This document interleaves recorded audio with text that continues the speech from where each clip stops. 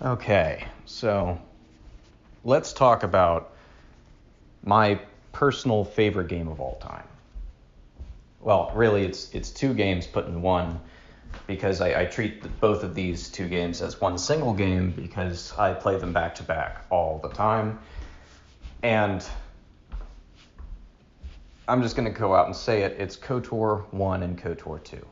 I think there is no such thing as a perfect game, as the same thing as saying there is no such thing as a perfect work of art, because there's no such thing as only God is perfect, right?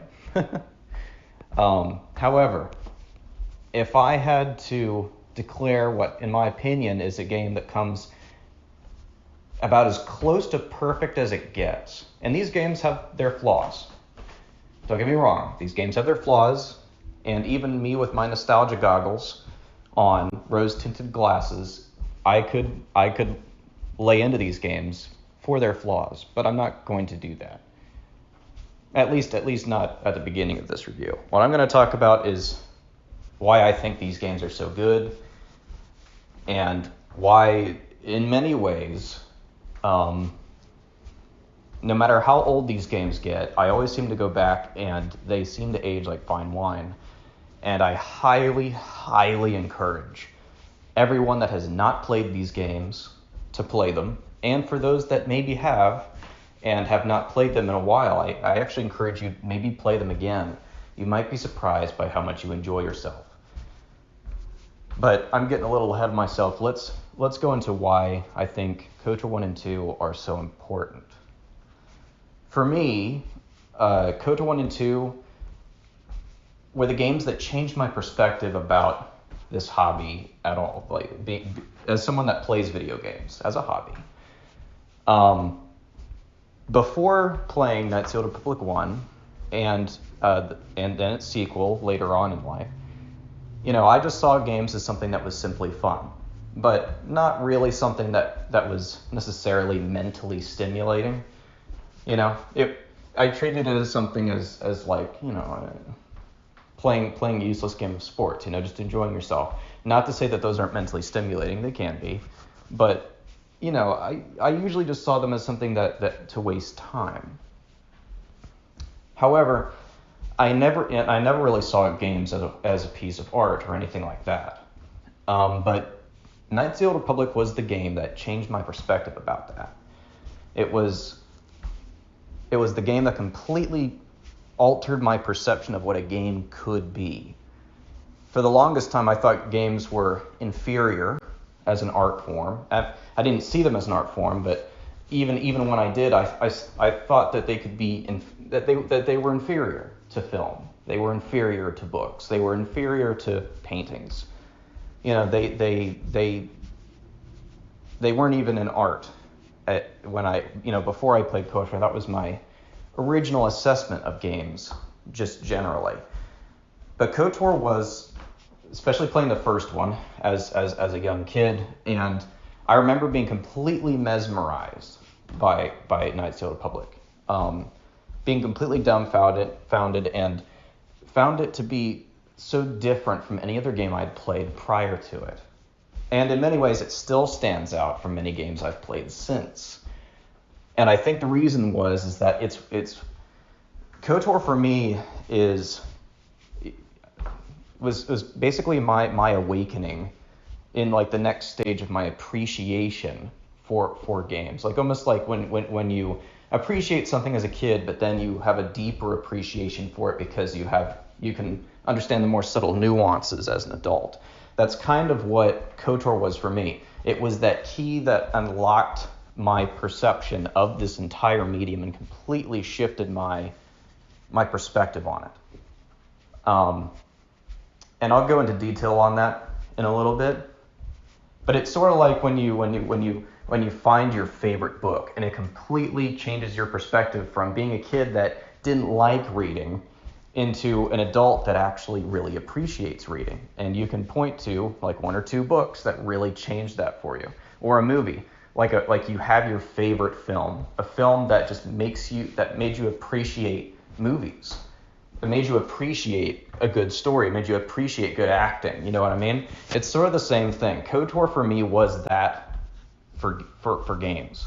It completely changed, for lack of a better term, it changed the game. And but as a kid, I couldn't really articulate why I saw KOTOR that way, why I thought it was so good. As a kid, I just was like, this game's just super good. But now as an adult, now that I played KOTOR 1 and 2 at nauseam, I play both of these games at least annually, sometimes more often than that. And often from beginning to end, or at least mostly. I did play KOTOR 1 completely last year when it came out on Switch, and KOTOR 2 almost completed it on my iPad, since I learned that they had made a mobile version that you could mod. But anyway, that's besides the point. I still play these games to this day, and my opinion as a kid was that these were the best games I've ever played. And even as an adult, and having played many games since then, my stance on that has not changed. And I'm a pretty critical person. But let me actually start diving into these games, actually reviewing them. Yeah, I know. As you can tell by the way I speak, I really love these games a lot. But let me actually kind of break down the reasons why. To me, and I've spent a lot of time trying to figure out my rating method. I don't really have a rating method for games. What I do have is that I have basically a series of essentials that a game needs to have, in my opinion, in order to be what I would call a truly legendary game. It's like a certain number of criteria that separate good games or bad ones to incredible games or even legendary games. And usually what I classify as a legendary game is one that's going to stand the test of time. It doesn't have to, but usually for the artistic appreciation of it, it should be something that can be appreciated in whatever time period, right? But to me, I have four primary criteria to what I consider to be a legendary game is what I classify it. And these are the four criteria. These are very broad criteria, and they've got a lot of sub-criteria. And you'll see how broad these are when I list these out. So first category is, of course, gameplay. Gameplay is obvious. The game needs to play well in order for you to actually have a good game. Now, I'm making that very broad because what constitutes good gameplay is often a matter of opinion. And so I try not to set it into a specific. I don't try to set it too specific, because sometimes games can surprise you with a type of gameplay that you originally thought you would not like until they figure out systems that actually change your mind. So I just classify it as good gameplay overall. Category number 2 is presentation. Now, notice I didn't say graphics, because graphics are merely one subcategory of presentation. And graphics are often the first thing to age. There are many, many other important aspects to overall presentation. Presentation can refer to the music. Presentation can refer to the overall design. It can refer to the atmosphere that the game sets. It can refer to the voice acting that the characters have. And those are things that age far more gracefully than graphics. Using this type of being this broad, I can still call retro games to rate high in overall presentation. While the graphics might be old, everything else still holds up. That's why people can still play Mario, like Mario Bros, years later, because, well, sure, the graphics are old, but the game still has its charm. Why? Because, well, the game is great presentation-wise in other aspects. That music is still doggone catchy. The designs of its characters are timeless and are really pleasing to the eye. Its use of colors is great.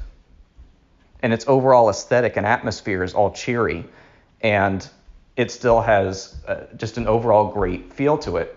Also, when you refer to the gameplay, the game still plays really well.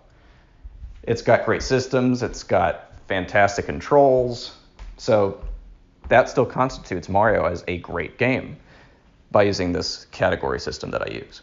Okay, so that's category number 2, presentation. Category number 3, now these last 2 categories are going to be even more vague than the previous 2, and that's because I've played a lot of different types of games, and they all fall into one of these 2, but these are often the hardest to nail down. Category number 3 is pacing. And this is one that, in my opinion, a lot of modern games really suffer from. Pacing is in many ways a lost art form.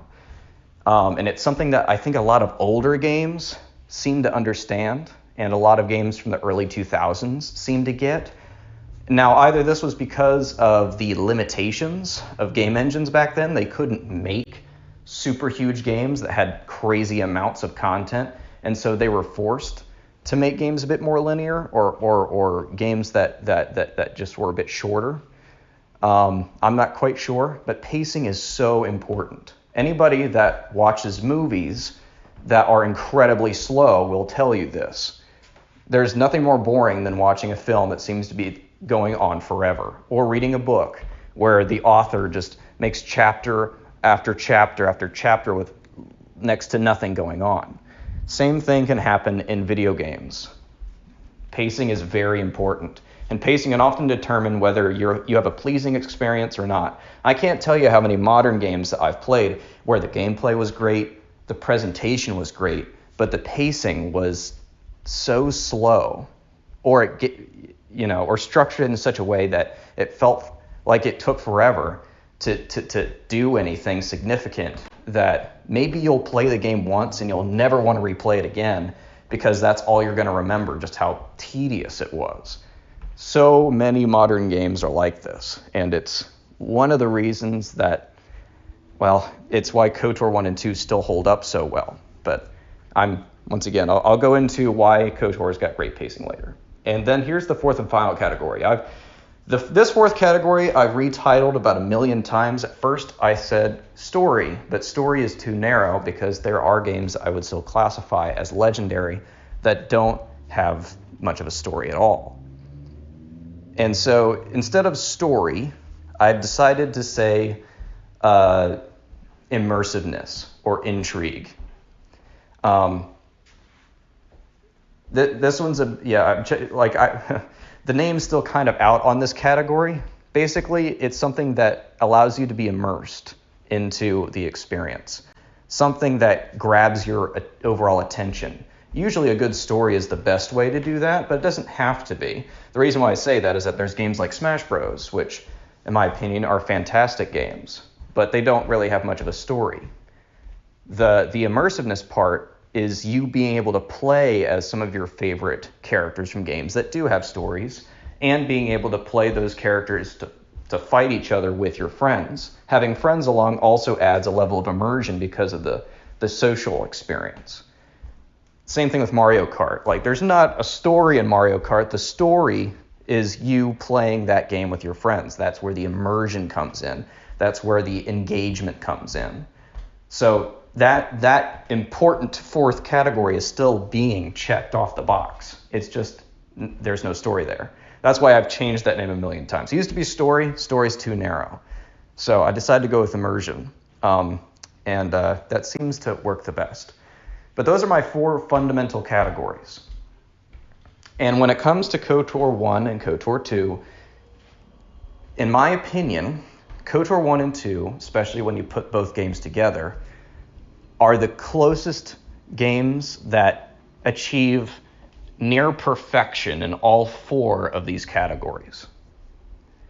These games, the style of gameplay, while it's not going to be everybody's cup of tea, the type, RPG mechanics, especially the D20 RPG mechanic system, even though some people would prefer an action RPG, it's kind of brilliant in its own way because it allows KOTOR to age like fine wine, because RPG mechanics will always be around. They're always going to be engaging.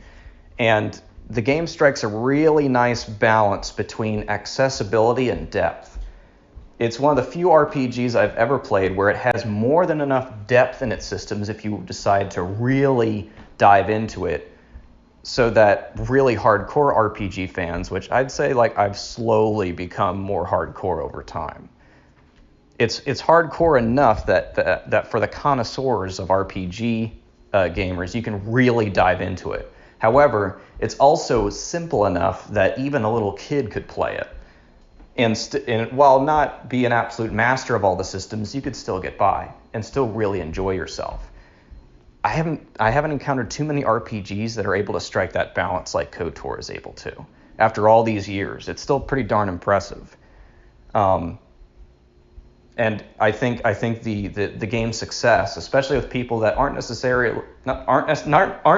fans of RPGs, but still love KOTOR anyway, is a real testament to how well the gameplay overall is in terms of its longevity.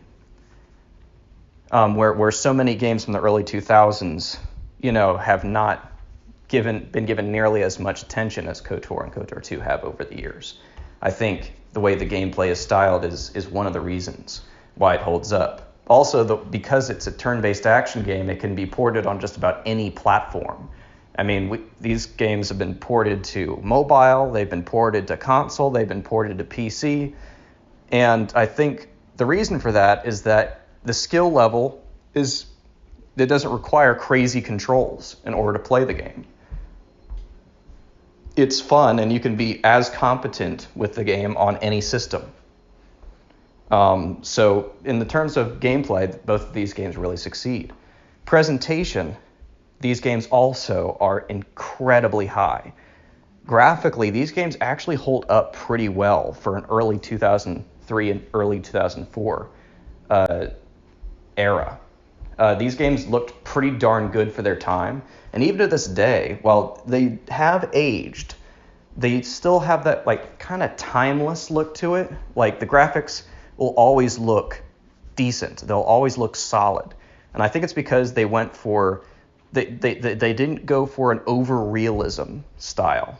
They went for more of style over graphic fidelity. And I think that really plays to the game's advantage when it comes to a visual standpoint. But visual standpoint doesn't just mean graphics either. This game also has fantastic artistic merit.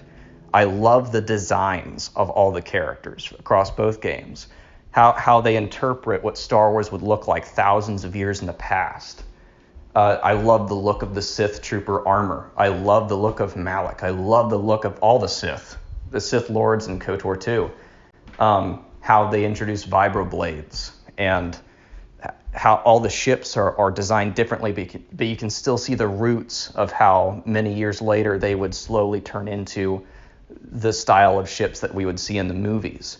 It's so well done from a design standpoint. I think that's one of the reasons why people still love these characters, is because, well, while the graphics might age, the overall aesthetic to both of these games is still some of the best original concepts and designs that Star Wars has ever produced since the original films came out.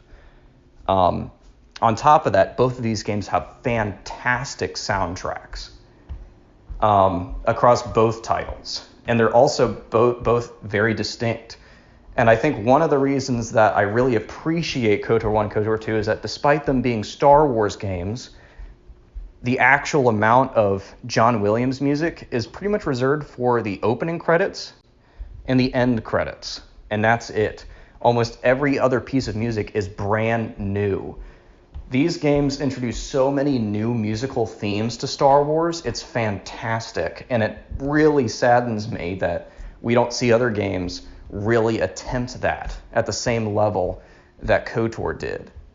I think Jedi Fallen Order has some original tracks, actually. I think that was like one of the few other ones that genuinely has tried to venture into new music. However, Jedi Fallen Order's soundtrack doesn't really stand out to me all that much. Like, there aren't too many tracks that I vividly remember as much as the incredibly well orchestrated OSTs of both KOTOR 1 and KOTOR 2. I still remember both of them vividly.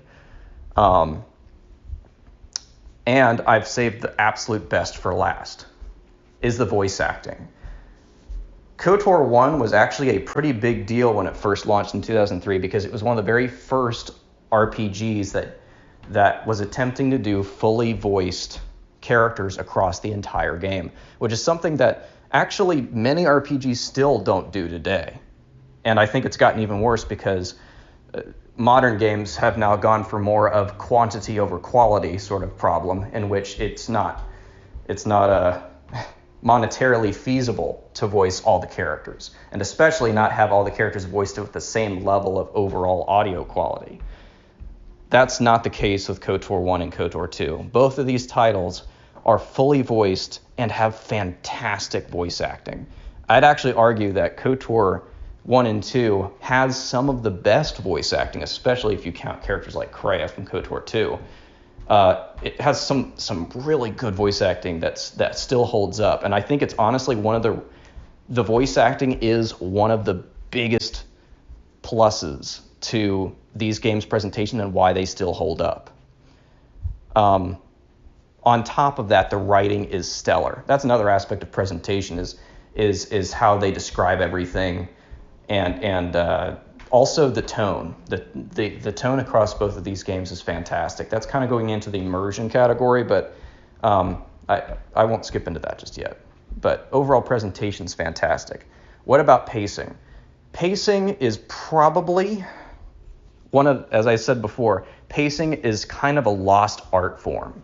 And if you want to play a game that has good pacing for once, especially an RPG, which are notoriously hard to nail good pacing on, KOTOR 1 and 2 are some of the best paced games I've ever played. Ever. Especially when you consider how much you actually accomplish between both of these games in a relatively short amount of time. There is never a moment, or hardly ever a moment, in KOTOR 1 or 2 where you feel like you're wasting time. You can turn on KOTOR 1 or 2 for about 10 minutes and achieve more in 10 minutes than just about any other game that exists, to my mind. Especially when you consider the amount of story in both of these games, the amount of character interaction, the amount of the great progression. That's another point to the gameplay side of it, is that the progression is great across both these games. It's just incredibly satisfying because there's little to no fluff. The side quests don't ever feel like side quests in KOTOR 1 or 2. And the side quests are so well integrated into the main overall storyline that you barely even think of them as side quests most of the time. It just feels like part of the overall experience, which is, as I've said, that's very hard to pull off. And I think a lot of it comes down to the map design and how and the fact that they managed to pull this off twice with different developers is really a testament to early 2000s era game development, but also both BioWare and Obsidian being at their absolute peak. They had their best people back then. Despite some of these games' issues with having cut content, especially with KOTOR 2, it's really remarkable that they managed to really nail the pacing so well, for the most part, across both of these titles.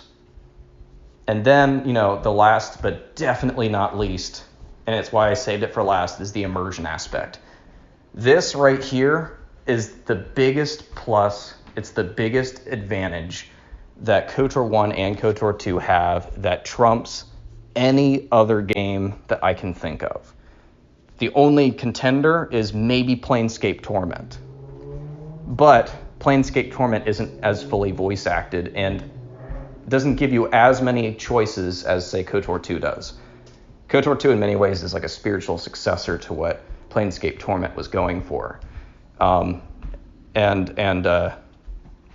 Anyway, that's a completely different discussion. I'm not going to go into that.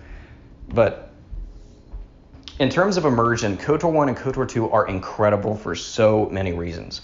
In my opinion, Star Wars has there are three best, in my opinion, Star Wars has three pillars. There are three best stories in Star Wars that have yet to be topped. There is the George Lucas films, especially the original trilogy, though despite some of the acting issues in the prequels, the actual overall plot is still pretty good in the prequels. So I still count all the Lucas films as one. The Timothy Zahn Thrawn trilogy is two, and just about any of the other stories that branched off of that. And when I think of those stories, I think of the Jedi Knight games that branched off of that. I think of the Yuzhan Vong books that branched off that, the New Jedi Order books that branched off that. There are so many amazing stories that branched off of the Thrawn trilogy. And then third is the Knights of the Old Republic era, and especially these two games. KOTOR 1 and 2 are that third pillar. And to this day, nothing has toppled these three absolute giants. Nothing that Disney has done, even Mandalorian. I enjoyed Mandalorian, but Mandalorian is still pretty weak in comparison to what these three were able to accomplish. In fact, it's almost cheating to count the Star Wars films as one of those three pillars because, this is all expanded content that adds upon those films, but I'll still add them. And the reason why I place KOTOR 1 and 2 in one of those top three spots is because it achieves the immersion, the story, the investment better than just about any other game I've played, and just about any other story in Star Wars. And I think it's because these games absolutely nail the power of choice and the ability for you to truly play as yourself as an audience member in a story with a quality of writing and a quality of characters that can fully contribute to that overall experience. The world building is phenomenal. The characters are deep and three-dimensional, especially in KOTOR 2. KOTOR 2 really steps up the game. KOTOR 1 is still very good. I'd argue KOTOR 1 is more focused on the individual player's experience more so than anything else. And in KOTOR 2, it does the same thing, but it goes even deeper into the player's actions dictate the events of what's going on in the game. I think overall KOTOR 2's writing is stronger, though KOTOR 1 is no slouch either, especially when it comes to some of the more main important plot threads. The writing is incredible, and the depths that it goes into theological, into some of the theology of Star Wars, some of the core tenets of Star Wars, and really analyzing them, breaking them down, and exploring them in new and interesting ways. I think one of the things I found disappointing with a lot of more modern Disney content is because essentially Star Wars storytelling peaked with KOTOR 2. KOTOR 2 was when Star Wars, in my opinion, was the most interesting. It's when the writers were really digging into some of the most interesting aspects of Star Wars, like questions that they bring up that we never asked, and finding answers that we never would have come to the conclusion of, and just such incredible characters, such incredible writing. And it feels like it elevated Star Wars' IP to a whole new plane, and then it was just forgotten about. It feels, it kind of feels like Star Wars was then picked up by toddlers that and this is a bit extreme, but it kind of feels that way, especially if you've played KOTOR 2. If you've played KOTOR 1 and KOTOR 2 and then watched anything that Disney puts out, you know what I'm talking about. It's that I feel like we hit peak and we're never going to hit that peak again. And the only way that you can really understand that is if you play these games, because I dare not spoil too much. let's just say that if you thought Yoda on Dagobah had some pretty cool things to say, that's like the tip of the iceberg that Kotor, especially Kotor 2, digs into. I mean, Kotor 2 digs into such concepts as like really digging into the Jedi code and exactly like what the Jedi believe in. Are they wrong about some of the things that they're on about? It digs into the Sith. It digs into the Force. It digs into the It even criticizes the concept of wars within Star Wars. It's so good, and it makes you think. It's in many ways what KOTOR 1 and 2 are what The Empire Strikes Back was for the original trilogy. If you think about The Empire Strikes Back was so impactful, and in my opinion, the best Star Wars film overall, because of how much it contributed. It challenges our characters. It challenges Luke's beliefs. It introduces new depths to what the Force is. And it also introduces whole new areas of conflict for our characters, like, the Luke, I am your father moment. And the concept of faith and The Empire Strikes Back digs into a lot of fascinating ideas and concepts, which are then picked up in Return of the Jedi. But if you really think about it, if The Empire Strikes Back wasn't as good as it was in digging into those things, I don't think the original trilogy would be nearly that interesting. Like, if you really think about it, if The Empire Strikes Back didn't dive into those things, Darth Vader would just be like any other bad guy with a red blade that some hero had to defeat. Kind of boring, right?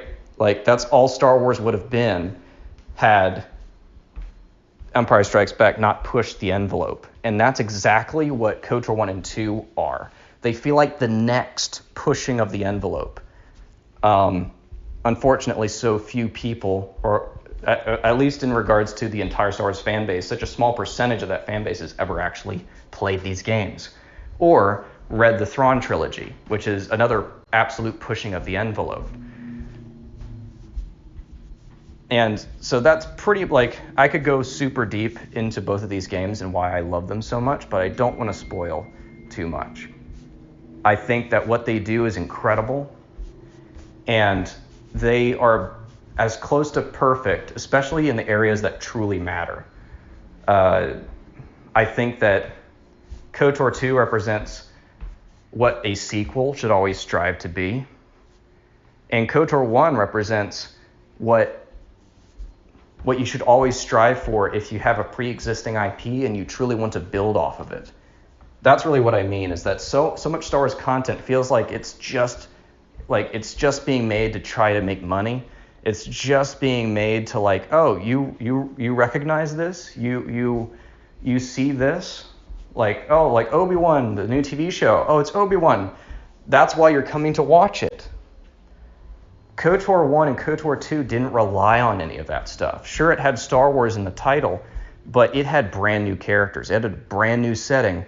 And the only things that are recognizable in which you explore are, the main beliefs of what Star Wars stands for, like the concept of the Jedi, the concept of the Sith, the concept of good and evil, and these factions that eventually become what they are. It's because of these games that the Mandalorians got popular, by the way. The whole reason that we got so many episodes focused on the Mandalorians in Clone Wars, and then later that got focused on in Rebels, and later that got focused on in The Mandalorian, is because the Mandalorians were explored in such depth in KOTOR 1 and 2. In fact, there are tons and tons of nods and tons of inspiration for future writers that came from KOTOR. But the thing that really irks me about Star Wars as it is now is that KOTOR 1 and 2 were genuinely, they were a risk, a creative risk.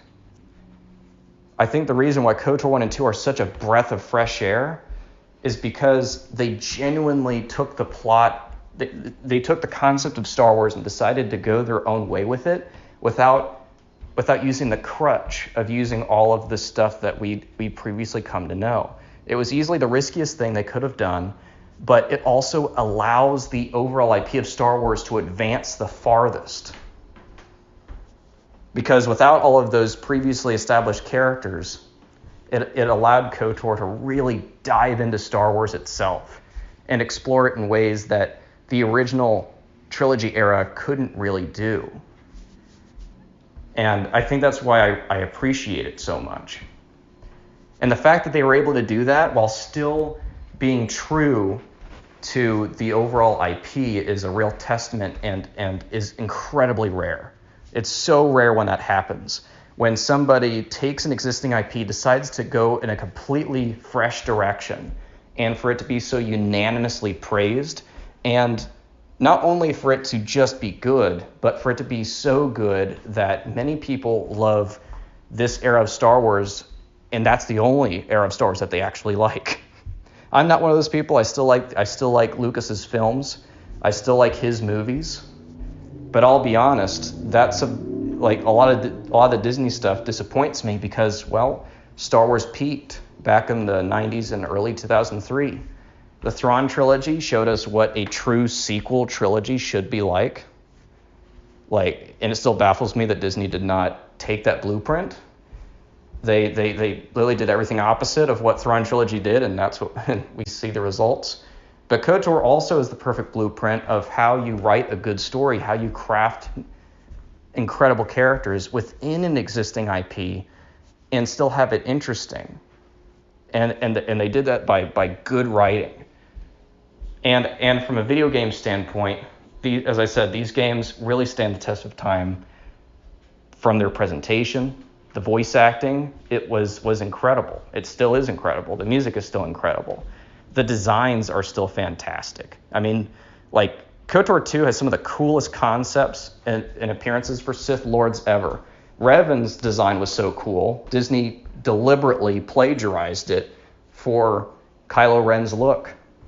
It was so iconic, and Disney knew that a ton of more fans would watch, would dive into the trailer because people theory crafted that Revan was going to be in the movie, just because his design was so iconic. It, of course, ended up not happening, but it shows the incredible power that these character designs have. These games are fantastic from a gameplay standpoint. While not everybody's a fan of RPGs, they strike a perfect balance between being deep enough that hardcore players can really dive into it, and there's a ton of replay value just from the gameplay alone, but at the same time is still accessible enough that even people that don't care for RPGs can still get into it.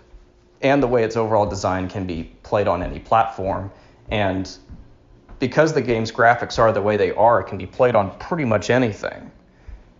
From a pacing standpoint, these games are near perfection. The way that they're paced out is phenomenal. You get to the story is just, it plays out at an incredible pace, getting you from beat to beat to beat with little to no fluff. The side quests genuinely all feel like side quests. And I think a lot of that has to do with how well written both of these games are, and also that every side quest character is as fully voiced and is as well voice acted as the main characters, which adds to the immersion aspect. I think these games are so immersive, and the final point, the immersion aspect, is that these games give you actual choices, and choices that matter. And both of these games do that incredibly well. These games allow you to really play as yourself in Star Wars, and they give you the power to ask questions in Star Wars that you've always wanted to ask, but never could because you were watching a movie, and actually get legitimate answers. These games are phenomenal for being basically like a simulator for you to be able to go into Star Wars and be a person that can ask questions in there and get legitimately well-written answers. And it's phenomenal. Because every character is super well voice acted, it feels like the game sucks you in because of that. It's not, you don't suffer the problem from so many games nowadays where you can tell the difference between who a main character is and who a side character is. In Knights of the Republic 1 and 2, you genuinely don't always know. And the pacing really plays into that, but also the immersion really plays into that, because when all characters are super well voice acted, you get completely drawn in. And when the game gives you so many options to voice your own opinion in the game and get genuine reactions from both main and side character alike, it makes for one of the most immersive games and just one of the most immersive experiences that I've ever seen. And going back to the very beginning of this whole long review that I've given, the reason why these games open my eyes to video games as an art form is because these games convinced me of something. It's that games aren't a lesser art form. They should be treated as something just as equally important as artwork, as good books, as theater, as music. Because in many ways, games have the potential to be the perfect combination of all those art forms put into one.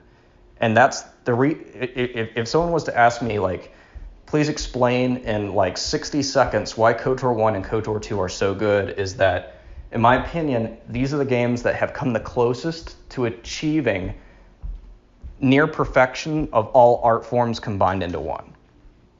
These games had the literary depth of a Shakespearean book. They have soundtracks that would be worthy of any film, so they've got incredible music. While the graphics are still decent, but it's really the art design and the aesthetic and the atmosphere that feels like you're looking at a painting. Like a really like it has, and also has cutscenes, and it has its own cinematic moments that make you feel like you're watching a movie, and it has the acting and voice acting that you would get from a theater. In my opinion, KOTOR is the one that seems to come and also has, and at the same time also gives you all of the options and the choices of a pick your own adventure book, but far grander and far deeper. And what it really opened my mind to, and this is kind of like in college, I kind of had this epiphany, is that not only can games be that, but at the same time, people would argue like, well, that just means that they're just an amalgamation of all other art forms.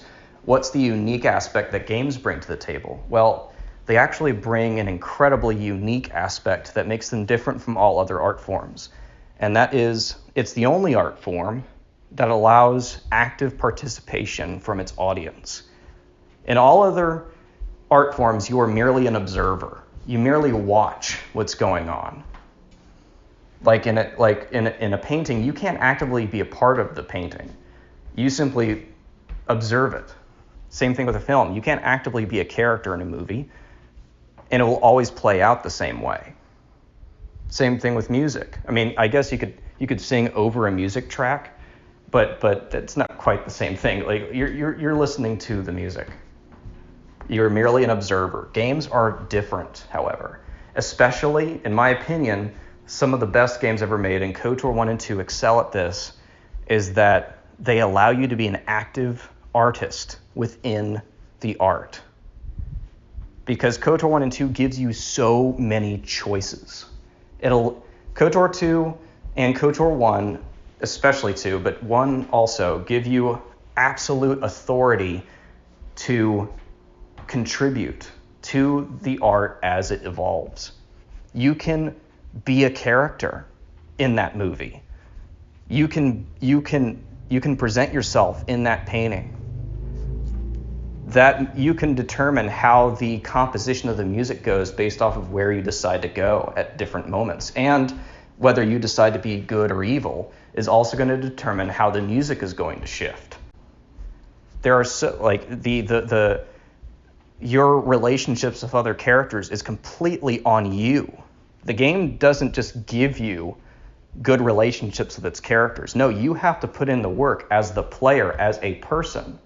And if you don't, there can be drastic ramifications or not.